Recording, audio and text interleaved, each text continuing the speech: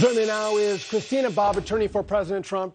She was on the site of Mar-a-Lago when the FBI raided President Trump's home.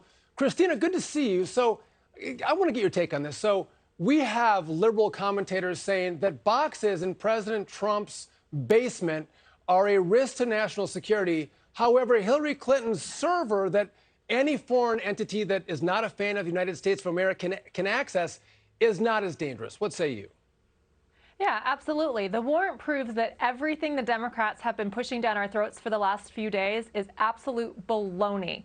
None of it passes muster. This warrant is clearly politically motivated and for no other reason. As you mentioned in your monologue, the fact that the warrant was signed on a Friday, most likely a Friday afternoon, August 5th, you know, they didn't want to work on the weekend. So let's take the weekend to think about it, you know, regroup on Monday.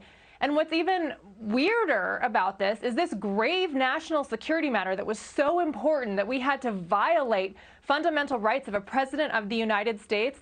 The judge gave them 2 weeks to execute it.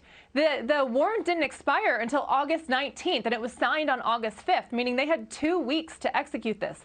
So you want me to believe that this was a grave matter of national security that warranted violating constitutional principles, and you could take your time? That doesn't pass muster. Usually warrants are executed immediately upon getting the signature. Yeah, and Christina, he had them for a year and a half. He had the documents for a really long time. If they were so sensitive, they would have come and got them on day 3 or day 4.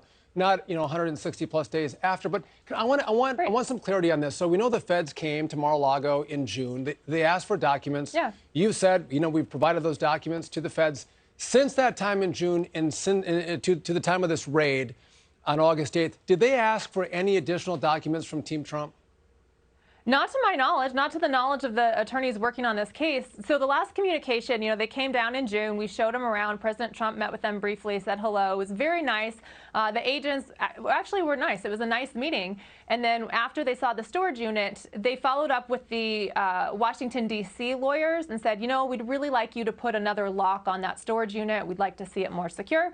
They said, sure, absolutely. That was done within, I think, 2 days of their trip down to Mar-a-Lago. And then after that, the next communication that any of us had heard was, oh, we're going to raid the place.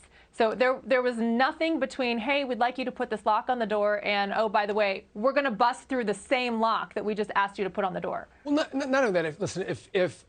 If you have top secret documents that are a national security threat, I'm sure all the lawyers would have known about that. It would have been a big news at Mar-a-Lago. They said, hey, we got some documents that the DOJ wants back. You'd all be working on that issue, and that you didn't know is probably evidence that they didn't ask for other documents.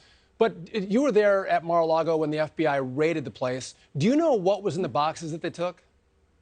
Well, it was documents. That's all I know. But, I mean, as you can look at the list, box A1 isn't exactly descriptive. They also didn't leave the location. They searched 3 areas of the property. They searched the presidential office, they searched the residence, and then they searched the storage area.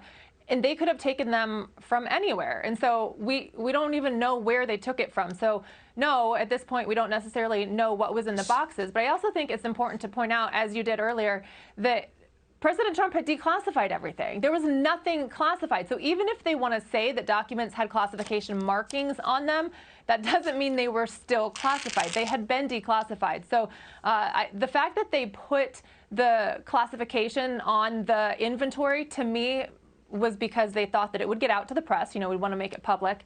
And they wanted something to say, oh, look he kept classified documents. None of it is classified. None of it. Christina, one last question for you. This search warrant was so broad. They could look for any piece of paper that was folded up in any nook or cranny, which for me as a husband says that they could go to Melania's closet, which I hear they did, but they could go through her panty drawer. That's how broad this search warrant was. They could look at every personal item in the residence of the Trumps, which I think is absolutely disgraceful. Yeah, it is. And they expect all of us now at this point as Americans to just hold the FBI in such high regard that we say, well, yes, of course, that's totally appropriate. It's for the sake of law enforcement. And I think they've just gotten arrogant in their position and what they believe, and acting like we have absolute power and can do whatever we want. The fact that they even showed up at Mar-a-Lago to do this shows that they've gotten way too comfortable with their power, and I think it's about time the American people rein it in. So, Christina, one last quick question. Have you seen the affidavit to the warrant? Have you seen that? No, that has remained sealed. We never got a copy of it, and I would love to see a copy of it, and it would be interesting to see if, As would if there's Christina. anything relating to nuclear. I think America wants to see that affidavit. Yeah. Christina, thanks for your great work, and thanks for joining me tonight. Appreciate it. Thank you so much. Hey, Sean Hannity here. Hey, click here to subscribe to Fox News YouTube page and catch our hottest interviews and most compelling analysis. You will not get it anywhere else.